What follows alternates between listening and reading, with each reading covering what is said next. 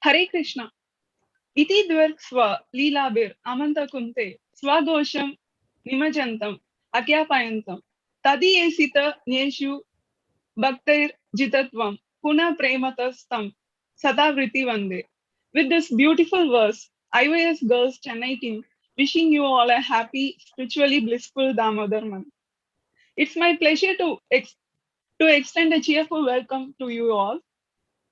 Last week, we were discussing about how to handle toxic people. In today's session, we are going to see part 2, the conclusion. Before we begin, let us have a quick introduction about IYS. IYS is ISKCON Youth Services of Chennai Temple. It is a forum created by women, for women, and of women. Here we discuss and learn practically to practically apply the ancient spiritual wisdom in our modern contemporary lives. We also conduct special curated sessions to address modern issues with Vedic principles and to take pleasure in discussing various aspects of spirituality. If you are unable to attend any of these sessions, you can hear the recordings. The link for our YouTube channel will be shared in the chat window. ISKCON Youth Services groups available in Telegram, Facebook, and WhatsApp. To get instant notifications about our sessions, you can click the subscribe button in our YouTube channel. In IYS group, we share spiritually inspiring messages, darshan pictures, and announcements for various programs, events, or festivals. If you have any questions during the session, please post them in the chat window, and the facilitator will respond to your queries. If you have any personal queries or you need personal guidance, you may write to us in the email ID, which will be shared in the chat window. Also, we request you to fill the feedback form towards the end of the session. This will help us to serve you better. We really value your suggestions and your opinion matter to us. Those who attended our session last week would be aware of our speaker. Those who are attending new, for them a small brief about our speaker. Anuttama Citra DD is a counseling psychologist by profession and has an experience of working as assistant professor of psychology for 2 years. She is a department topper and a university rank holder from University of Madras. She is trained in advanced counseling from Chennai Counseling Services and had attended various other workshops, training programs in mindfulness, cognitive behavioral therapy, psychodrama, digital de-addiction, suicide prevention, to name a few. She has been practicing Krishna consciousness for 7 years. She is a very amazing person and an excellent motivating speaker. She delivers rich thought-provoking content, which will really help you in coping up with real-life issues as well as enrich devotion in your life. I'm sure this session will help you to handle different kinds of people. Last week, in last week's session, a small summary about our last week's session. We had seen different traits and types of toxic people in the previous session. In the upcoming session, we will learn how are healthy people different from toxic people? What do toxic people look like in different setups? What are the different strategies we can use to deal with toxic people? Hope this session will be more interesting. Mataji, over to you. Okay. Thank you, Shri Priya. Thank you for introducing, and thank you all for joining today's session. So it's nice to have you all again with us. So without let's get started. So I ended my previous session with two pastimes. So this time I'll begin my session with two pastimes. So the same, one from Ramayana and one from Mahabharata. Okay, so we will start off with Mahabharata. So Mahabharata, you know that before the battle of Kurukshetra, so many incidents happen, and one incident is where Lord Krishna comes as the peace messenger on behalf of Pandavas, and he tries speaking to Dhritarashtra to hand over the kingdom back rightfully to Pandavas. But then we know how Duryodhana, he refuses. He keeps arguing back with Krishna. And in fact, interestingly, it is not just Krishna who is in the assembly. There are so many other elderly members, spiritually advanced, saintly people in the assembly. And Duryodhana argues with every one of them. And no matter how much they try to convince him to hand over the kingdom back, he completely refuses. And his father, Dhritarashtra, is utterly helpless. All right. And not only does he argue with Krishna, he also insults Krishna. He offends Krishna because he tries to capture Krishna and put him in prison. So he does things to that degree. So after all this gets over, and finally it is decided that yes, the battle is going to happen. The Pandavas are going to have a face-off with the Kauravas. Before a few days before the war happens, Vidura once again tries to bring this topic in the court to Dhritarashtra, whereby he says, and at that point Vidura is very upset that Duryodhana has insulted Krishna so much, so he already is irritated and angry. So now he tells Dhritarashtra that you are the king, so you should return Yudhishthira's legitimate share back to him. So Yudhishthira has no enemies by nature, and he's also very forbearing. So can your sons face such a righteous person in the battlefield? Do you think they have any chance against Pandavas? Do you think your sons can stand a chance against Bhima, who is hissing like fire? I mean, that much of anger is seething in him. I'm sure you're afraid of him. And then he goes about and even goes as far as rebuking Duryodhana. And Duryodhana keeps getting enraged. And at one point, he says some words which are very, very painful, very typical of toxic people.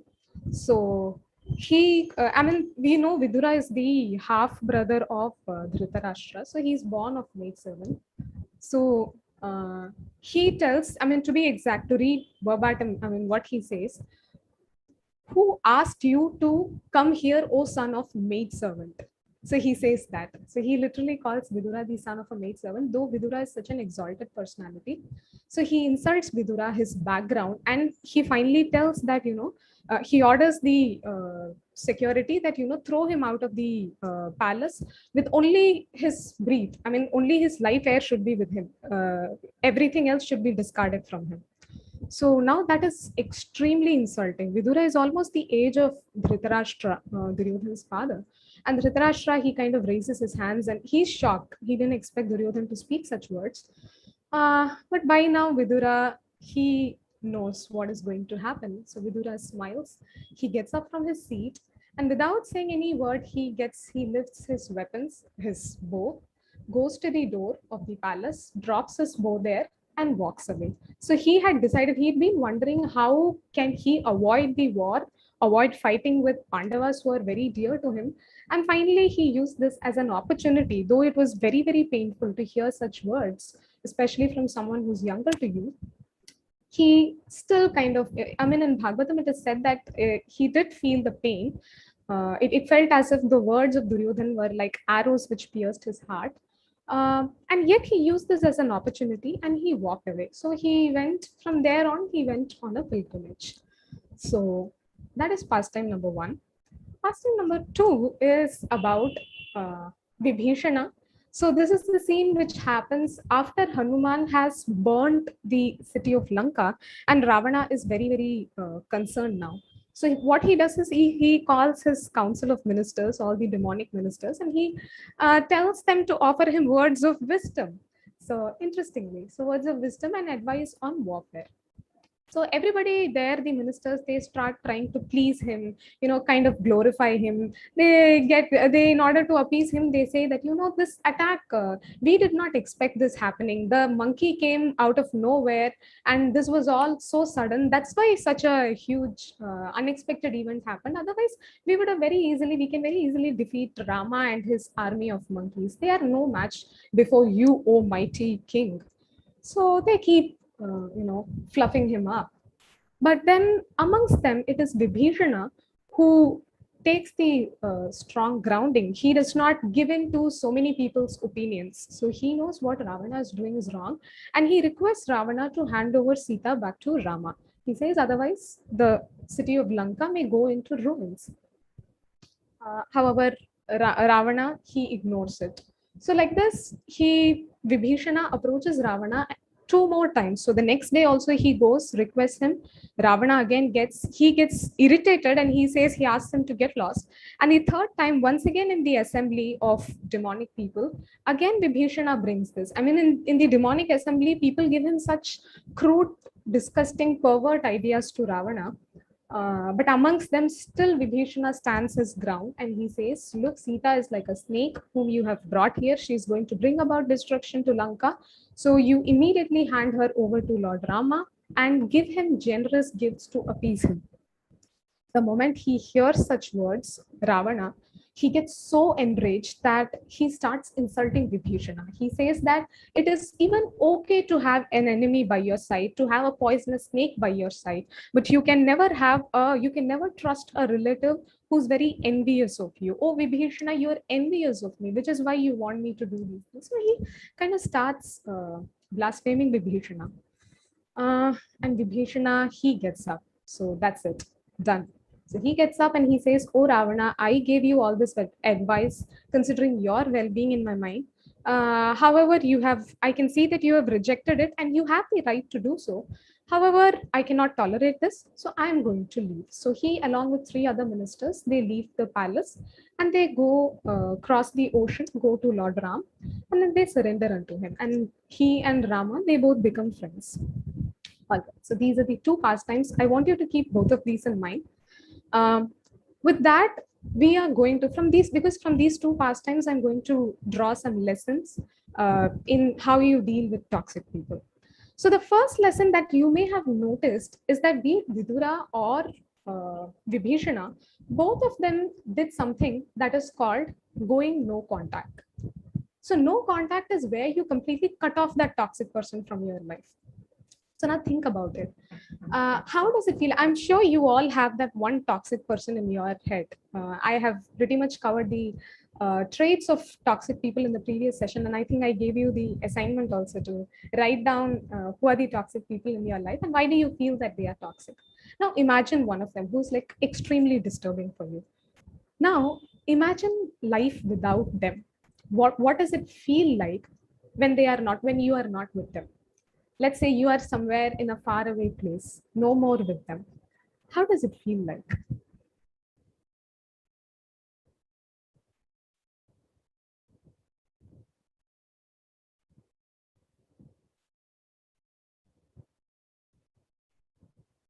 I think you can post them in the chat.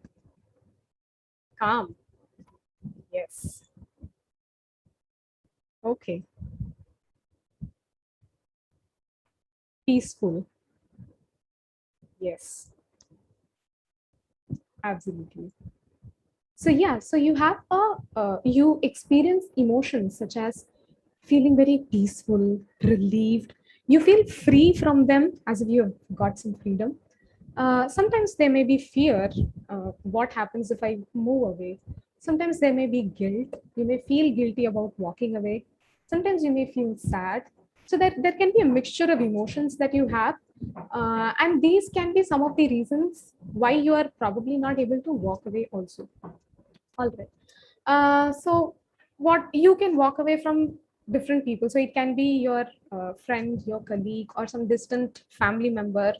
Now, what you do is in no contact, you don't reach out to them any longer. You cut all modes of communication with them, no longer reaching out to them, no longer responding to them. They may send you big text messages.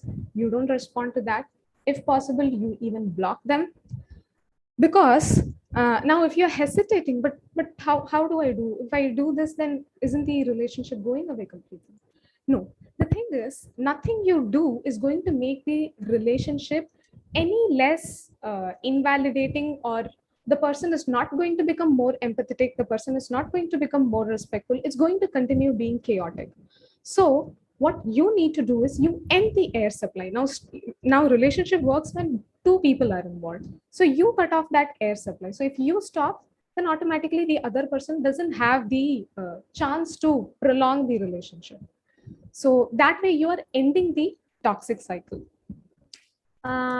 However, sometimes it may not be practical, because for some people, you may have to, it could be your parent who's that toxic person, or it can be your spouse who's that toxic person, or sometimes you may have to go for work because you have some financial issues. So you may not be able to drop out of that workplace. So yeah, it can be. So there are some exceptions. And yes, to those exceptions, there are techniques.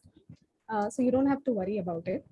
Talking about continuing with the no contact again, there can be some challenges. Now, let's say if you are in relationship with, say, a boy or a girl, or you see somebody else, any one of your friends are in relationship with some toxic person, then what happens is when you start going no contact, the other person, the toxic person, will start playing the victim card. So they'll try to make you feel guilty. Why are you doing this? I'm having so many problems, which is why I said those things to you. Now, why are you turning a cold shoulder to me? Aren't you being so heartless? Aren't you being so cruel? And they go on and on and on. They try bringing in the past also. I have done so much for you in the past. How can you be so ungrateful? All that love bombing thing, whatever they did, they're going to bring all of that here. Now, if you start developing doubts, oh my God, so I should not leave them. So if you start having self doubts, then you may have to go for therapy or counseling, because these self doubts can be a little haunting. That can stem from your insecurity. So that may need professional help. But besides that, after you go no contact, try your best to be steady, because steadiness is one of the core of being in no contact. So once you go no contact, you may need to be steady, not fall for that, succumb to that temptation of, okay, let me give another chance. No. So you may sometimes still go back. I mean, you may have had some friends who may have cut off their boyfriends or friends from their circle, but then they go back. And that is also quite normal. Sometimes in no contact, you may go back to the person. But this is usually because of the curiosity and the euphoric recall. So curiosity is where you're curious, has this person really changed? I mean, they are kind of again and again trying to contact me. So have they changed? Or you start recalling all the happy moments you have had with them. So because of that, you may again feel tempted to go back to them. All right. So you don't have to beat yourself up for that. You don't have to blame yourself up for that. Because again, once you go back, if that person is toxic, then the same cycle of toxicity is going to continue. They are going to devalue you. They are going to disregard you, disrespect you. So again, you may start blaming yourself. How could I be so foolish? Why did I go back again? I've already had a bitter experience. And again, I've fallen into the same trap. So it's okay. Sometimes this does happen. So don't blame yourself. It's what is important is once you again go no contact, you try your best to maintain that stance. All right. Now there are people who say that, but I cannot go no contact. I don't have a choice but to be with that person. So there is a modified version of no contact, which is called gray rocking. So gray rocking is basically where even if you are with that person, you kind of try maintaining a very indifferent, superficial stance, like you don't care kind of a stance. Now, how does that happen? For that, you can use a technique called deep technique. Now, deep is where it stands for, it's an acronym, and it stands for defend, engage, explain, and personalize. So defend is where when someone accuses of something, you feel the need to defend yourself. You think that it's unfair. But here is the cardinal rule. They are not going to listen to you. So even if they blame you, hold you accountable for a mistake you did not do, and if you feel that, yes, that is unfair, that is indeed unfair. And if you try to defend yourself to them, no, I did not do that. I have the evidence here. See, this is the evidence where this is the record that I have not done this thing. No matter what you say, they are not going to listen to you. In fact, by defending yourself, you're giving them a lot of supply. Like, for instance, when you're trying to argue back with them, you're in the process of defending yourself, your volume may go up, or you may become very desperate. And they kind of sit back and get that sense of satisfaction of being the calm one, of being the stable one, and seeing that you are the one getting all worked up. You are the one not able to manage your emotions. So we need to stop that supply. So it's a waste of time and energy. Defending does not work. So you know that your intentions are not wrong. You know you did not do a mistake, and that is all you need to know. You do not have to explain yourself to that person. And that takes us to the next step, which is explain. So explain is where, in the process of defending yourself, if you are trying to explain, then you would feel that you are being eternally misunderstood. So your words get constantly twisted, and even if you speak the truth, they keep getting twisted. They would find some way or the other to turn the tables around to make it seem as if you are the one again at fault. Now, that is again stemming out of their insecurity, because they think that everybody out there in this world is envious of them. They are trying to, they are out to get them, and that includes you. So they are actually feeling threatened by you also. So which is where they are trying to always twist your words, trying to always put the blame on you. So they would, you may have noticed that these people hold a very strong narrative. So they think that what they are thinking is what is right. So they think that their narrative is the absolute truth. So they do not listen to what other people's experiences are, or what their interpretations of the incident is. So again, it's a waste of your psychological energy. So you will again be ignored, you will be dismissed, invalidated, and all the efforts that you have taken to explain things to them, it's going to go in vain. And I'm sure that that sounds very frustrating, that sounds very exhausting. The third one is engage. Now this engage begins right from the beginning of the relationship through the middle till the end. So engage. So do not engage. So this deep technique is basically things which you're not supposed to do. So do not defend, do not explain, do not engage. Now engage is where you kind of share your opinions, or you be authentic with them. You're showing your vulnerable part to them, or you may sometimes take on some difficult, controversial, or sensitive topics. You may speak about it, you may offer your opinions, or you may sometimes give them feedback. And what usually happens is they end up again invalidating you. They kind of disregard anything that you say. No, that's not how things work. This is how things work. So they'll put forth their opinions, and they would again make it seem as if they are the one who's correct. So again, you end up feeling invalidated. They would gaslight you, or sometimes there may just be that general discomfort. You may not want to continue the conversation, or you may feel uncomfortable maintaining that conversation. So what you need to do here is give minimal responses. Do not argue, do not explain. Keep your responses as minimal as possible. So what happens is when you start engaging with them lesser and lesser, you immediately become boring to them. So because you're no longer providing supply to them, you're no more entertaining to them. So what happens? They get immediately bored with you.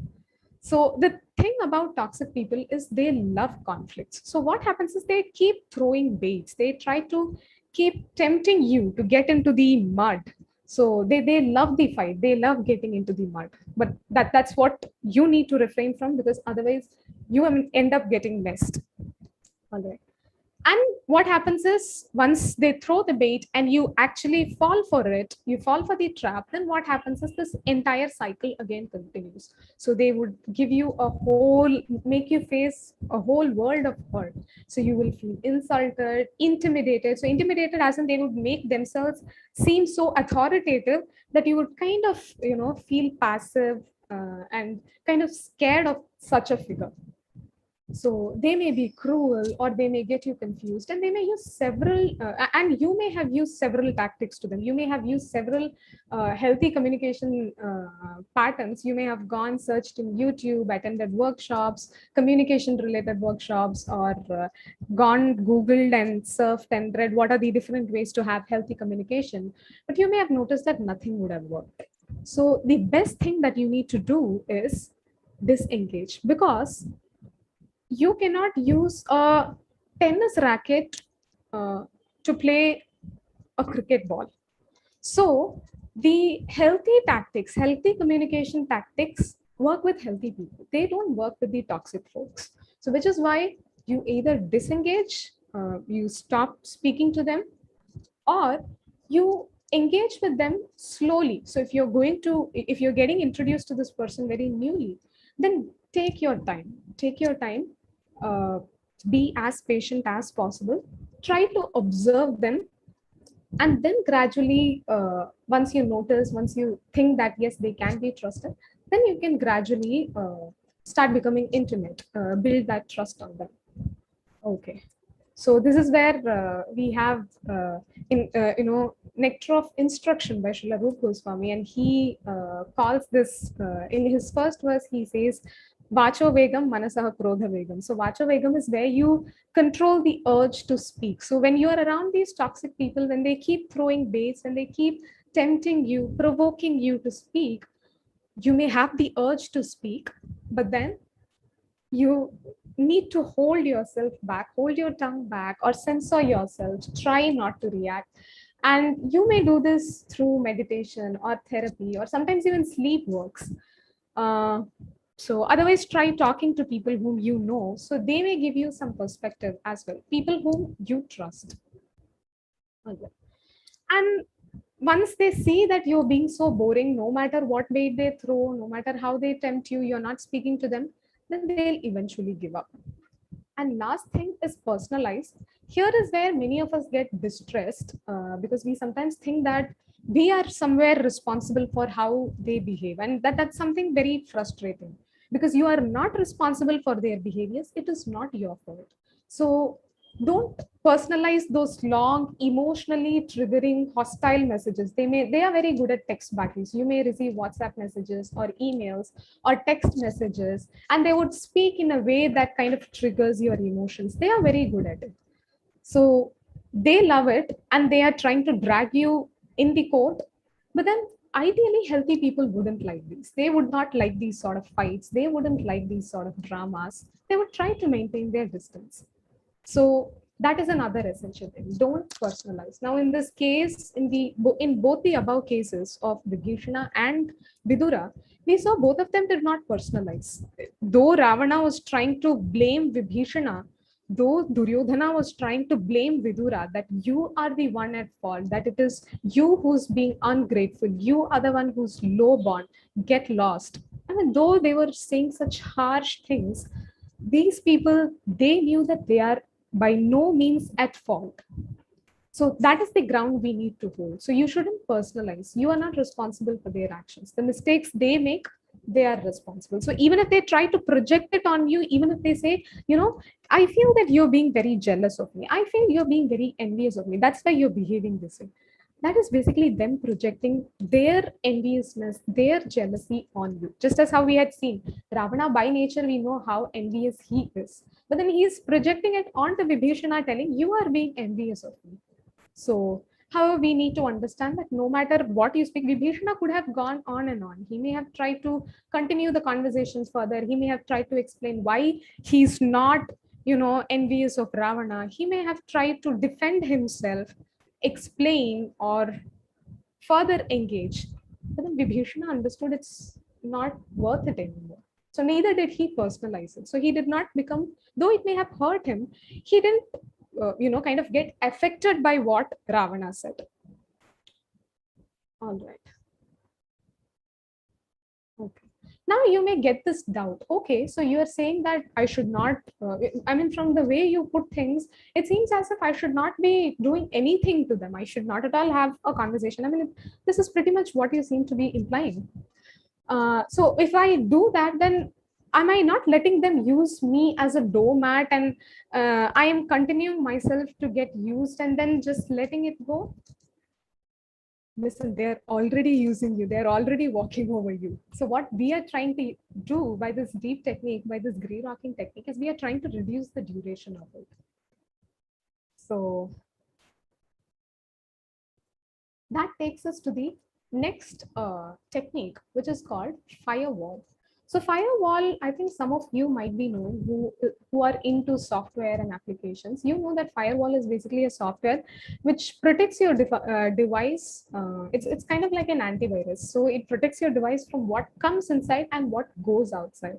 So toxic people are also like these viruses. So what happens is once they enter your system, they are kind of those malicious files, those softwares, which will harm both your mental and emotional system. So they kind of psychologically hack or they would hijack you. So in order to protect yourself, uh, you can do what is called firewalling, and that involves few things. So the first thing is radical acceptance. So radical acceptance that yes, these people, no matter what I do, no matter what effort I take, no matter how much I invest myself emotionally, mentally, physically, verbally, they are not going to change. They are going to be the way they are. So that radical acceptance is essential. Second, knowledge about them. Because once you know that, this person seems to be a potential. So when you have that knowledge, so you need to know about what toxicity is, what different types of toxic people are. So once you have the knowledge about them, what happens is you will be able to identify the red flags.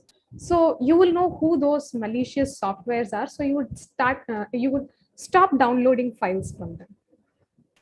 Next, don't give away your passwords. So these passwords include your vulnerabilities, your traumas, information about yourself, what type of a person you are. Are you an empathetic person? Are you an introvert? Are you assertive? Whatever it be, do not give information about yourself. It can be secrets. It can be gossip about your friends, gossip about your coworkers, or about some family members. So avoid gossips. Again, vacho vedam. So Vachovegam basically is controlling the urge to speak. Next is next a few other passwords would be your opinions, and interestingly, money, resources, and sometimes even professional contacts. If you are in a workplace setting, then avoid giving them professional contacts also who you know. Avoid sharing your successes, your failures. So these are all like those passwords which you need to avoid giving them, and they may actually try to push you to give those passwords to them. They may sometimes shame you, or they may sometimes try to cajole you, but no, stay your ground. Next is pay attention to the patterns. So pay attention to how they are in with you and with people around them. So how is the quality of empathy, kindness, compassion, the mutuality and reciprocity? Are they being manipulative, gaslighting? So start noticing. Are they being very are they those gossip mongers? Are they trying to spread lies about someone? So start noticing those patterns. Next, take your time, go slow and steady, because I was asked this question also with regard to the previous session that, with what you said, we feel that there are several toxic people in our life. We have had bad experiences. So it gets difficult to trust again. And that's very understandable. So, which is why it is essential. Now, this pain is serving as a defense for you. So, you've already undergone a pain. So, now you need to use this as an opportunity, this as a tool to protect yourself from any further harm in future. So, take it slow. You don't have to rush, don't have to overindulge with strangers, don't have to, start sharing your vulnerabilities immediately with new people.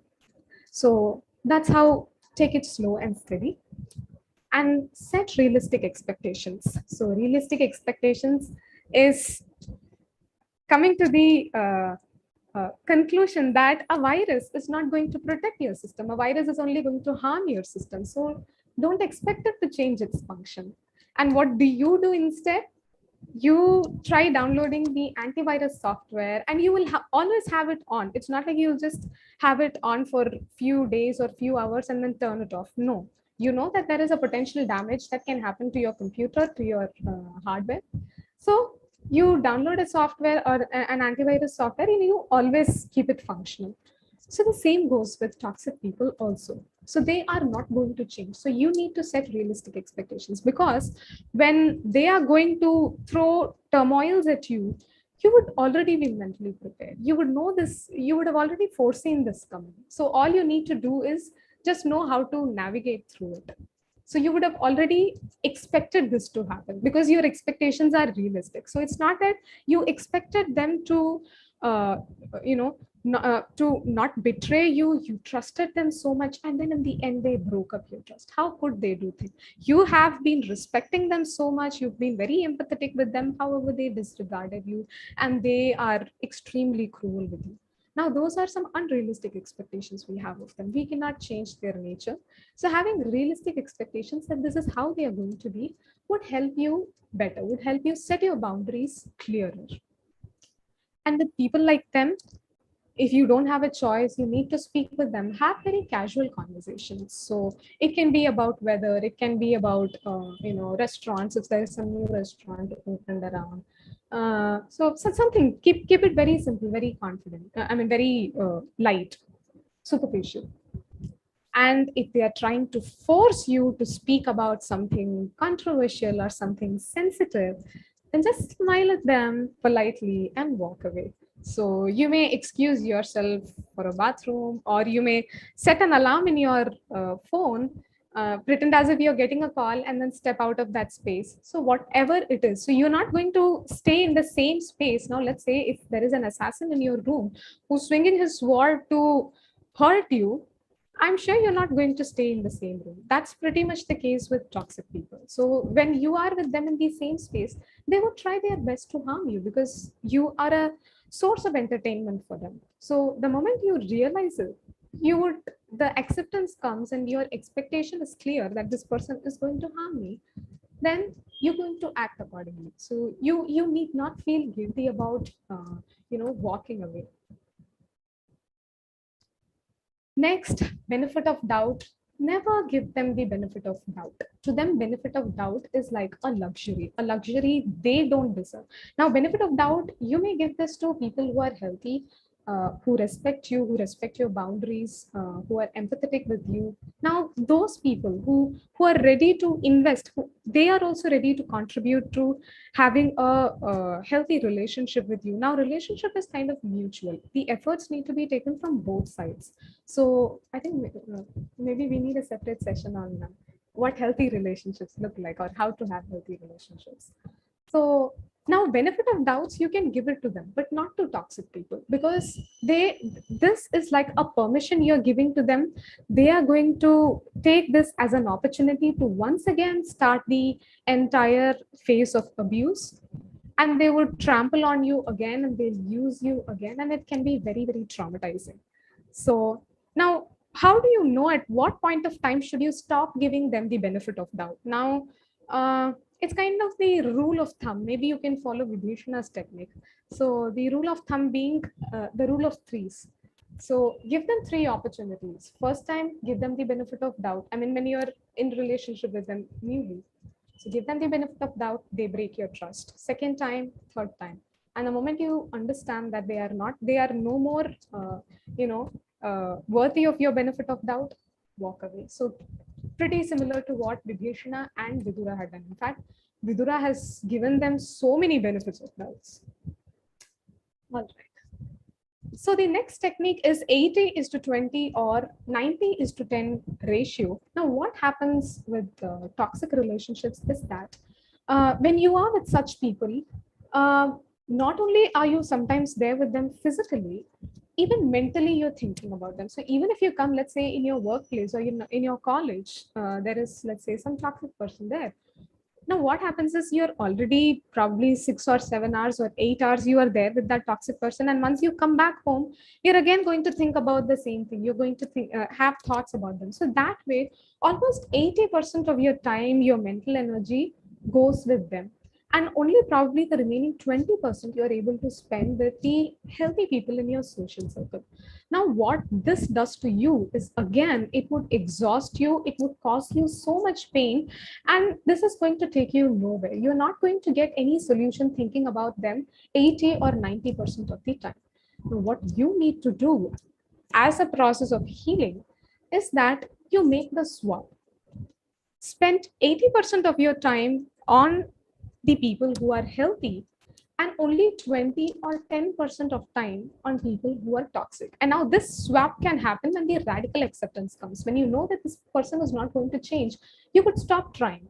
So it comes very automatically. So spend 80% of your time with people with meaningful relationships, with your support systems, doing things, engaging in health habits, which is going to promote growth, physical and mental growth in you.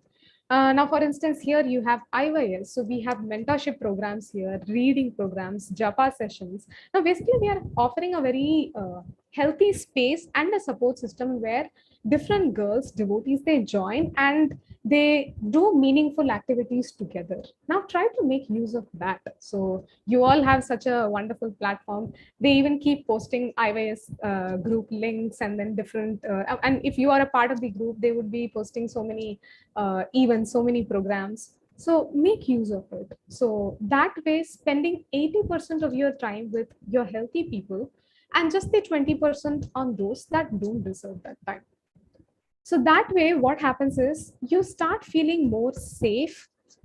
You start getting, from people like these support systems as these, you get that sort of safe space. You feel you're not judged. You get those positive vibes. Sometimes you may even be inspired, or sometimes you may get mature perspective. When you speak with people who are mature, who are emotionally mature, you also start, their good qualities start getting rubbed off on you. So you also start becoming more mature. You're able to grow. So this becomes a very growth oriented space. So we can see that happening in Badura. So he went on pilgrimage to take association of devotees. So along with devotees, he's been traveling around. So that way he knew where he needed to invest his time. All right. Now there may be sometimes this temptation again to call them out. Now that you've known what toxic people look like, you know the traits. Now you may sometimes feel as, finally, okay, these traits match. This person, I'm able to finally categorize them as a toxic person. Now I'm going to confront them, use this as an opportunity, and tell them next time a fight happens, I'm going to tell them that fights like these keep happening because you are toxic. Because you are at fault, you are being manipulated, you are being gaslighted. Trust me, do not do that. Because calling them out, confronting them that this is who you are, is going to do more harm than good. They are going to bluntly turn tables and put things back onto you. They're going to make it seem as if you are the one. And in fact, this form of gaslighting, it may leave you feeling confused. They may confuse your reality. So, and this can be very toxic to a point where even therapists may fall prey to it, even psychologists, like professionals also. So toxic people are that capable. So do not take the effort or the decision to go to them and confront them. That's quite dangerous. Next, instead of doing that, instead of trying to call them out, focus your energy on understanding the patterns. So understanding the patterns is where you start observing them and see if there are red flags here and there. And if you do figure out few red flags, then you will be able to make some informed decisions, like how you can go about with them. When are the times when you would speak to them, and when are the times you're going to, hop back, not interact with them anymore. So start observing them. So focus your energy on understanding those patterns. Next, if you really are with a person who's again causing you so much distress, a toxic person who's leaving you feeling so disturbed, then try to distract yourself, take a walk, or engage in some favorite hobbies, bake a cake, cook something, listen to music, or you love art, you love painting, do that. So sometimes distraction or reading something or people talking to people, that way what happens is you're getting your mind away from these toxic thoughts. So that way it will give you that space to finally breathe and process things slowly. Otherwise you may feel so overwhelmed. So distraction can also help. Next is document evidences. Now, let's say you want to, if they are in your workplace, or let's say in your school setting or your college setting, sometimes even teachers can be your teachers, or sometimes principals, lecturers, even they can also be toxic. So yeah, so if you want to, or in your company, it can be your boss or it can be your colleague. So if you want to report them to the HR or to the management, then what you need to do is you need to start documenting evidences. So document evidences as in whatever text messages you have received. If you have received calls from them, calls from your colleagues or your boss, always have your phone calls on record. So put it on record. So next time when they, whatever they speak, your conversation gets automatically recorded. So that, and then any emails, have it all saved in your personal device so that you can use these as evidences. Next time you can present, this person spoke to me this way that day. So he was speaking to me in a very threatening manner. So that way, when you have evidence, then you will be able to help yourself out, make yourself in a better position to save yourself. And you may also use these this acronym called craved. So again, what this stands for is, again, you cannot go to the management and tell, this person is being toxic, this person is narcissistic, psychopath, or sociopath. And if you do tell also, they wouldn't know what they should do about it, or they may say that you are being very judgmental. So instead, the craved stands for this. So C stands for conflict, high on conflict. So narcissistic people can be very high on conflict. They love conflicts, they love dramas. So have a record of that. So times when they have had conflict with you, were those verbal arguments or the calls, have a record of all of them. So they are high on conflict. They can be very rigid, very inflexible. They are not ready to hear anybody else's side of the story.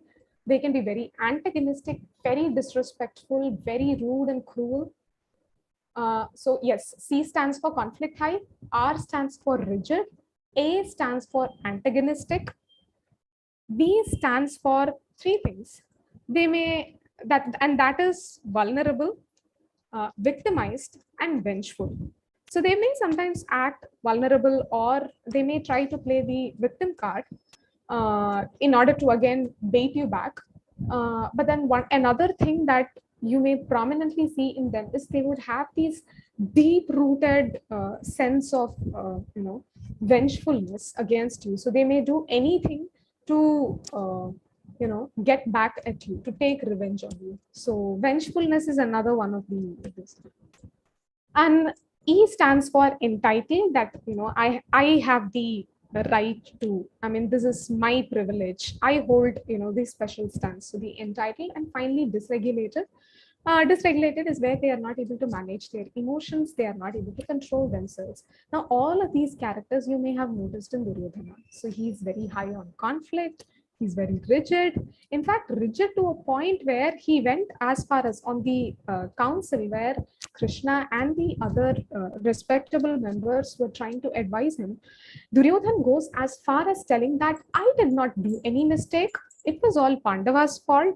They were the ones who made the decision to play the game of dice with me. All I did was invite. They are just facing the consequences of their choice. So he goes as far as doing that. He even tells that I have thought about it a lot, I have introspected, and yet I do not think there is anything wrong with me. So that's how rigid those people are. So, and they are extremely antagonistic. We can see how he was disrespectful towards Krishna, towards Vidura, towards Pandavas. They can, play the victim card with people like Karna, and then they can be very vengeful with people like Pandavas. And then they are entitled. They feel that it is they who deserve the place, and they are very dysregulated. They cannot manage their emotions. They do not know how to act in according to time, place, and circumstance. That sense of orientation they do not have. All right. Next is soul distancing. So soul distancing is where, again, it's a very unique technique, kind of similar to gray rocking. But to me, this functions on a more spiritual level.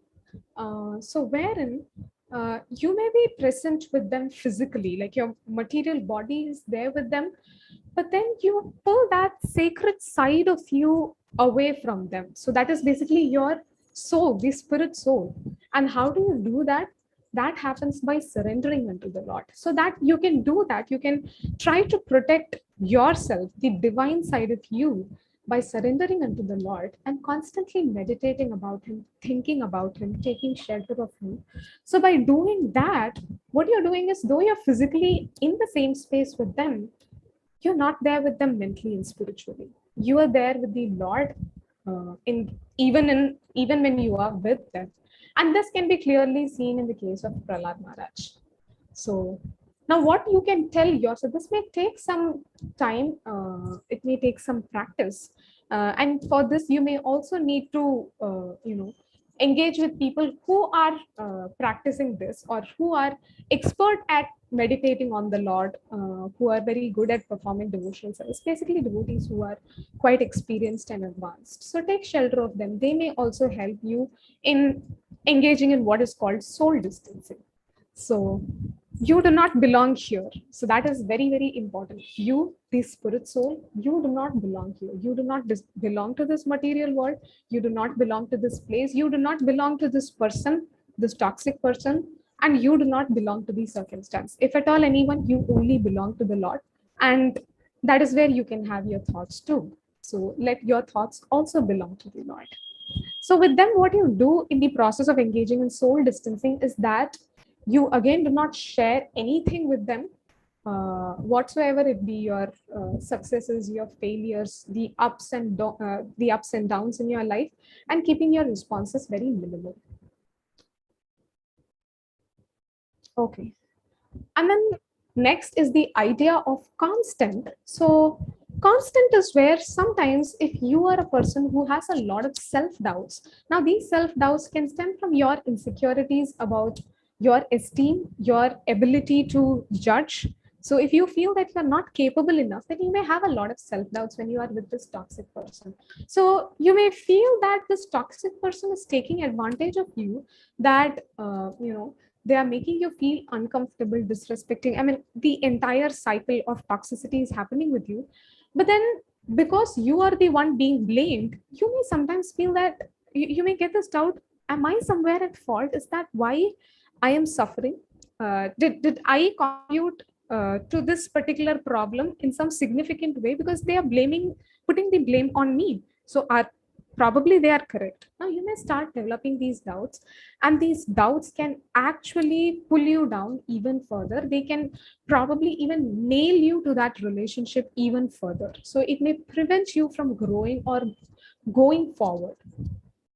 So what you can do here is have that idea of constant. So constant is where constant is that one person with whom you feel safe, whom you can trust, whom you can show your vulnerable self, who will not judge you, who's very kind, who's very compassionate. And one person who fits that bill is Krishna. So imagine when you are with a toxic person and when you are getting confused, you're getting to the cycle of confusion. Think to yourself, how would you feel in presence of Krishna? How would you feel in the presence of, if you are with the devotees of the Lord? How do you feel when you come to temples, stand in front of the deities, when the aarti is happening, you are getting to have darshan of them? How does that feel like? Doesn't that feel so calm, so relaxing? Don't you feel so safe that that you can show your vulnerability and you will not be betrayed? I mean, don't you feel protected when you are there? So that is what the idea of constant is. So sometimes you may use this technique also when you are going through a very confusing phase. So if they are making you get confused, if they are manipulating you, then bring in this idea of constant. What does it feel like to be with Krishna? What does it feel like to stand in front of the deities, to be with devotees? What does it feel like? So use that as a yardstick to measure that you are not responsible, that you are not at fault. If at all anything, it is the toxic person who is at fault. It is their toxicity that is confusing you. So the idea of constant can help. It can make you immune to that person. You will stop taking whatever they say personally. So you are not going to personalize what they are saying. And finally, is having a strong foundation. This is the last one, and yet it is very important. Here is where I would bring in the concept of realistic esteem, because I do see, and this is a pattern which is commonly observed in women also, that there can be a lot of self doubts in them. There may be a lot of insecurities. So sometimes, and this can happen due to some past traumas, because of which a lot of self doubts may generate. So what you can do for this is go for therapy. So for this, some professional help is definitely required, because they may help you work through all the past traumas, help you come out of it and start building a realistic sense of esteem and identity. So that way, when you have a strong sense of self, a strong sense of identity, you may remain immune to the attacks of a toxic person or a narcissistic person. You're not going to fall prey for it. You're not going to get confused. You will be confident. You will stay grounded. All right. So next is, what do toxic people look like in different settings? So here is where I have included few people. So starting with parents. So if your toxic person is a parent, so what do they look like? Now, parents, if they are toxic, then they may be concerned exclusively about the social image. So they may be the type of person who would, portray the achievements of the child, or they may try to portray the looks of the child. So basically, kind of showing off to the world. So they are kind of using you like a trophy to get a good name for themselves. But then behind closed doors, they may behave differently. So behind closed doors, they may be very discouraging, very demeaning. They may only take care of their own needs first. They can sometimes be verbally or physically abusive. They can sometimes triangulate. So triangulate as in they can turn people against you. They may turn your sibling against you. Or if one parent is, let's say, toxic, then they may turn the other parent against you. I mean, they would try to set you up for some trouble, or they can become very authoritarian, very dominating, too controlling. I mean, any decision you want to take, you are not free to take your decisions. They are always, trying to get into, pricking their nose into your decisions. They can be very invalidating, and they may not be present when you need them emotionally. So they may have been very neglectful, could have been very antagonistic. They can be very cruel to you or very disrespectful of you, probably demeaning you publicly in front of many people. Those things may have also happened. Or they can, one standard, another standard thing is they are very selfish. They can never be empathetic. So when you look back, so as a child, as an adult, when you look back into your childhood, if your parent has been toxic, you would say that, my parent has always been selfish. They have never been empathetic to me. They have always been entitled. So they have portrayed to me that I am never good enough. So something about me, they have never liked it. So they would always scold me. They would always blame me, tell me I'm never good enough. Sometimes there'll be that golden versus scapegoat child. So the golden child will be that child in your family whom the toxic parent would like very much. So they would try to, feed all good stuff to the child, be very caring and comforting to that child. But then the scapegoat child is the one who is going to receive all the, who's going to be the victim, who's going to receive all the abuse. Because something about the scapegoat child, this toxic parent or this narcissistic parent does not like. So the one mantra which you may have developed as a child is that I am not good enough. So as a result of which you may start overcompensating. You may try to do more, achieve more in order to fill that, gap of I am not good enough. So you try to overachieve, overaccomplish. Next, what do they look like in your siblings? Again, pretty much the typical patterns of toxicity or narcissism. You may see patterns of invalidation. Now, we are talking about, when we are telling these, the relationships that I am quoting, they're usually adult relationships. So when I'm talking about siblings, I'm talking about your adult siblings. Because usually sometimes children, so children, by children, I'm referring to the younger children.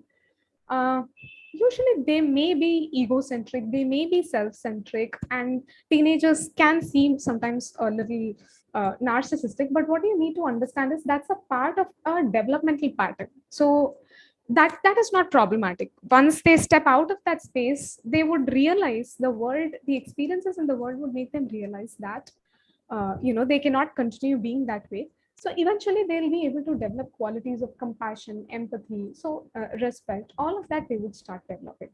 The problem arises when, despite after crossing their teenage, 21, 23, 25, 27, 30, and they have still not changed. They are still exhibiting patterns of toxicity. So that is when they need to be categorized under the toxic label.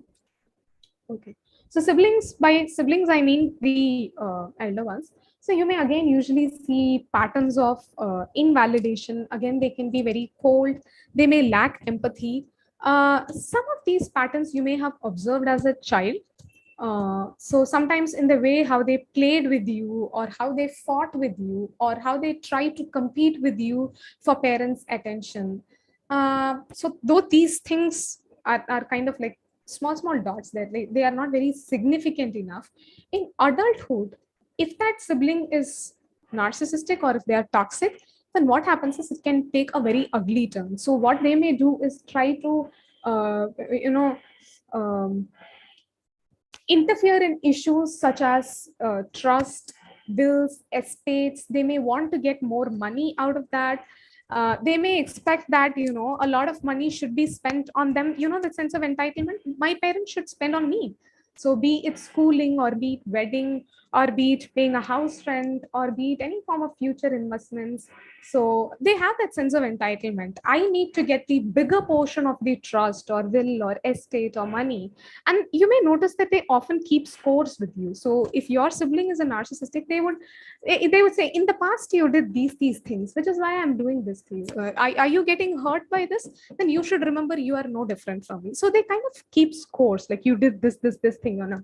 So remember, toxic people are vengeful. So they are that envious, and they have that nature in them. So next, they can be very competitive. So they would be like, oh, you did this for father and mother. You're trying to get a good name from them. You're trying to take them out on a trip, let's say a pilgrimage. Then I'll buy them a house. So it's like that sense of competitive spirit. And it kind of may seem childish and petty, but yes, they engage in this also. And however, the irony is that they would not want to take care of parents. It would be, they would try to push the parents onto you. So when it comes to taking responsibilities, they are going to step away. But when it comes to taking privileges, they are going to stand on the front. Next, what does it feel like to have children who are, toxic? So which is what I mentioned in the sibling zone itself, that, if as adults, if children still don't change, so you have adult parents and the children of the adult parents, if they still don't change, they continue to, if they are narcissistic or toxic, they may start exploiting resources from the parents. And the parents would also think that, okay, if I give them, I keep giving, maybe they would change if I give. So in that hope, they may keep giving, but then nothing is going to change. The narcissist is only going to exploit more and more. And these parents may have been, in the childhood, they may have been neglectful, or they may have been high on conflict. So why children become narcissists in future is that, usually if as parents you're being neglectful of your child, or if you're engaging in a lot of fight with your spouse or your family members in front of your child, or if you're overindulging in your child, like pampering them too much, be too protective of them, so in a way that you never let the child experience any frustration or disappointment, then what happens is they may develop into narcissist. So these patterns a narcissistic child would have had in the past. And let's say if the parent is also narcissistic, then that's going to be like a fight between two elephants. The parent will say, you have been such a bad child, and the child would say, you have been such a bad parent, and you never know who would win. But yes, if parents do have children who are narcissistic, then they may experience a lot of this blame that, you were never there for me, you were so neglectful, you were only after money. So you may have had some genuine reasons. The parent may not have had a choice. They may have wanted to somehow, make ends meet. Financially, they may have been very challenged, which is why they may have not been able to spend time with their children. So sometimes we may not be able to entirely put the blame on parents also. But then if a child is narcissistic, there is a high chance that you will be the one that's getting blamed. They may never forgive you. They may probably even use this as an opportunity to exploit more and more and more from you. All right. Next, interesting. What does it feel like to have a narcissist in your in-laws? So again, your in-laws can be anybody. It can be your mother-in-law, father-in-law, sister-in-law, brother-in-law, and usually they can be very controlling. They can be sometimes abusive. So abusive meaning emotionally, verbally, or sometimes even physically. They can demean you once again. They may love creating dramas, love creating fights between you, your spouse, or your children, or between you and other relatives. And they can be very arrogant. They may sometimes try to seek validation and admiration from you. So when you admire them, when you give them that fluff, then they'll feel very happy. So otherwise, if you don't do that, if you act in a way that's kind of deviant from what they are saying, then they may, kind of reflect that rage on you. They may try to get back on you, take revenge on you. Sometimes they can be very demanding, very entitled. I deserve this special treatment. I deserve respect. So sometimes in family functions, dinners, meetups, if let's say you do not, meet their high expectation, what happens is they would keep notes. Back then in this family dinner, do you remember? You did not invite me, or you were so busy speaking with other people that you completely ignored me. So they are going to keep tabs of all of that. So they have that, and sometimes they may even take it out on other people. So they may try to put the blame on them. This is not how you should treat people. This is not how you should treat me. I'm such a close relative to you, so you should treat people with respect. I think you've not been given lessons on how to treat people, how to welcome them. So they may actually do even that. Sometimes there can be power struggle, they can be manipulative, they may say sometimes subtly hurtful things. They can even, and now this is where it gets tricky, they may sometimes even interfere with your children's life. So with them, they can be your children's life or your spouse's life. So they can be very controlling, very dominant, very critical. So be careful. So if you are married, then you may not have any other choice. You may have to do the above techniques, the ones such which I spoke. But then if you're yet to be married, or if you are, let's say, betrothed, then if you're visiting the house of your, let's say, fiance, then before marriage, see how those people interact with each other. How does the family interact with the children? How they interact with each other? Are the parents being very critical of their sons or daughters, or are they being very controlling, dominant? Uh, so watch out for these patterns, and do check with your partner if they are aware of these issues, because sometimes they may not be sensitive. They may not even be aware of this dysfunctional family background happening. So in that way, you may need to question, you may need to confront them and have an open conversation with them. This is what I see is happening. What do you think about it? All right. So last two, what does it feel to have friends or roommates? Now, friends, these are the people who are going to be very loud, very grandiose, too showy, typical traits of narcissism. And you may not be able to figure them out. So probably for many of us, we may actually be friends of narcissists or some toxic people. So during your happy times, they are going to be, they are also going to be happy hanging out with you. But there are some times where you can identify these toxic people. So it would be during your sad times. Are they available for you the way they were available during your happy times? Or sometimes you are staying with them in the same room, you are sharing a room, so whereby you may have to interact with them constantly. You may have to speak mutually, take decisions. You need to fix a door, or you need to have any fridge installed in the room, anything. So you may have to interact with them. Or when you're going for long trips, in which case you may need to speak to that friend. So in those spaces, if you observe the toxic characteristics, then you may understand that your friend is probably a narcissist or any other form of toxic person. So You can keep them around you. So it's not like you discard them away, completely throw them away. Sometimes it can be fun to be around them because sometimes they have the conversations going lively in the room. They'll keep talking about themselves, so somehow the conversations will be lively. But remember, have them only with you during your happy times. Do not go to them during your sad times. They can be very dismissive, mean, rude, and judgmental. So sometimes, if they are the malignant type of narcissist, then they can actually be more so malignant, meaning literally they are very harmful. So malignant narcissist, there are different types of narcissists, but malignant narcissist is that space, that dividing space where a person is slightly different from a psychopath. So a malignant narcissist can almost kind of like a psychopath. So in which case they can be very, very controlling, very manipulative, very coercive, forceful. They can be very exploitative. They think that if you are their friend, then you deserve to, I mean, they deserve to keep getting things from you. So that way they can exploit you, your resources. They may even triangulate you. So again, turning friends against you. All right, finally, workplaces. Workplace stress has been found to be one of the prominent reasons why people have physical illnesses, they have sleep disruption, and some people it can leave them feeling traumatized, a toxic workplace. Now, in your workplace, toxic people can look like your boss or your colleague.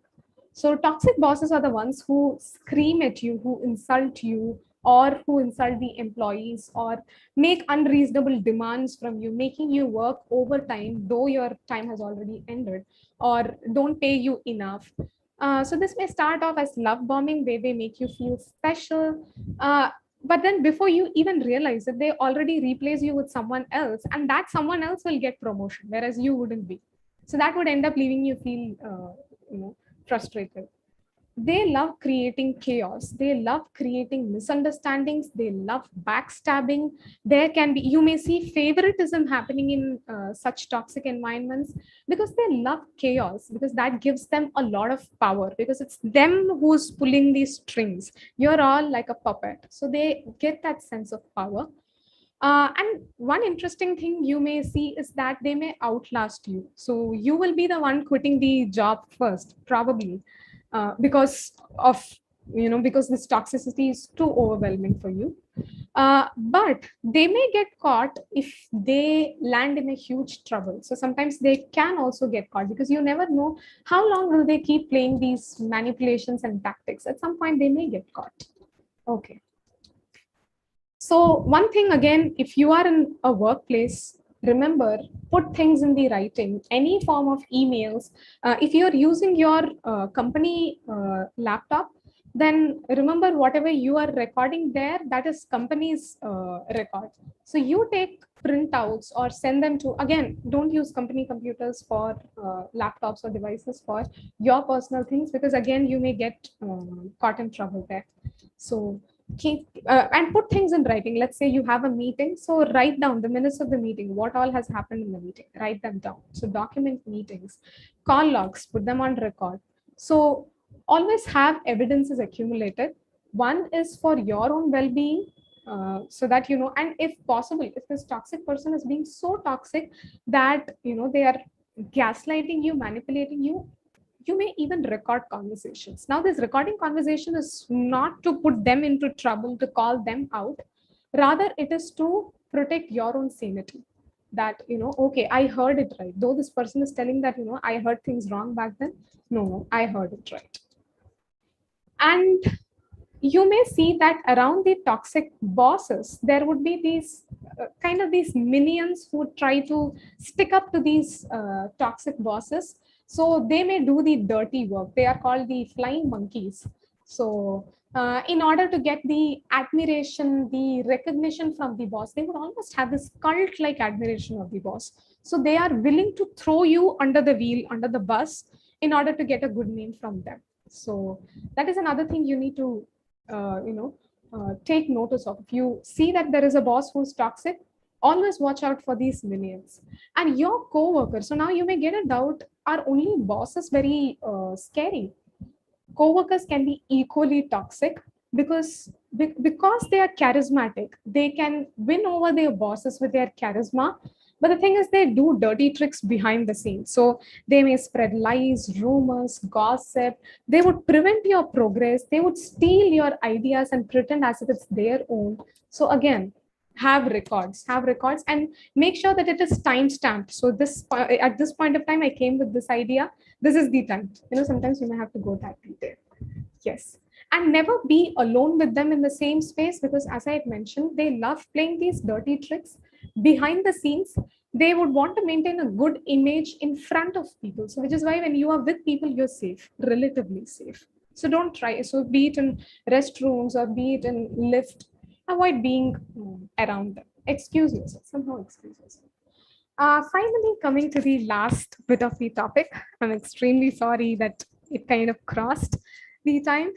Okay, so the last bit is where I've been asked, I don't know whether am I being toxic or not. How do I recognize I'm being toxic? Sometimes even I do have those traits. So one thing you need to realize is that for someone to be categorized under toxic, they need to be very dangerous to somebody else's health, somebody else's mental health, psychological health. So sometimes healthy people can also have unhealthy patterns, some unhealthy patterns, and that is normal. The thing about healthy people is that they are ready to accept, acknowledge, and be willing to change. So the fact that you have brought this to me, the fact that you've reflected on yourself, I seem to be having some traits. Itself shows that you probably are not under the toxic category, because you're capable of reflecting on yourself. If a person is really narcissistic, psychopathic, or sociopathic, they are not going to admit their mistakes. They would not be able to relate with any of these things. They would be like Duryodhan. No matter how much you point finger at them, even if they are genuinely at fault, they are not going to admit their mistakes. So there are two things. One is how frequently it occurs and how pervasive it is. So if you see that a person is constantly engaged in these toxic patterns, you see several red flags getting raised when you are with this person, then that's a sign of them being toxic. And second is, they are not that way only with you. They are that way with everybody else also, everybody else in their social circle. Maybe the flavors could be different. They may be different with their wife or husband or children, or with their friends, or you as a colleague or a friend. They may be different, but this pattern is going to be there. So that's how you recognize that you as a healthy person are different from a narcissist. So usually in healthy relationships, people are ready to accept and change. Okay, so with that, I end my session today. Thank you very much for giving me this opportunity and patiently staying back till the end.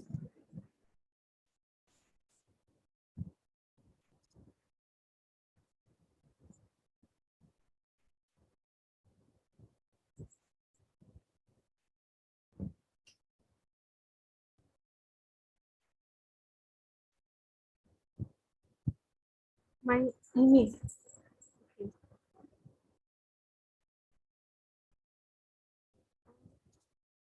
Can I share my email? Or should it be others? Hare Krishna. Nitya Kishori Mataji, are you there? Hare Krishna. Yes, Mataji. Yeah. So are we having any questions? Yes, if you have any questions, you can ask. Oh, okay, so that we can contact you for personal help. There is Aditi Krishnan has written something. Your email, Mataji, so that we can contact you for personal help. So we have shared our IYS email, so you can post things here. And HG Anuttama Mataji also takes, she's a professional counselor, psychotherapist. So what we can do is you can write to us in this email ID and So how to go about it, we can get in touch with Anuttama Mataji, and for any, professional help, she can take up that as well. So Aditi Krishna, you can write to us. And so I guess that's it. So thank you all. So hope you all had nice enlightenment. This session helps you in dealing with toxic people. Yeah. So thank you, Anuttama Mataji.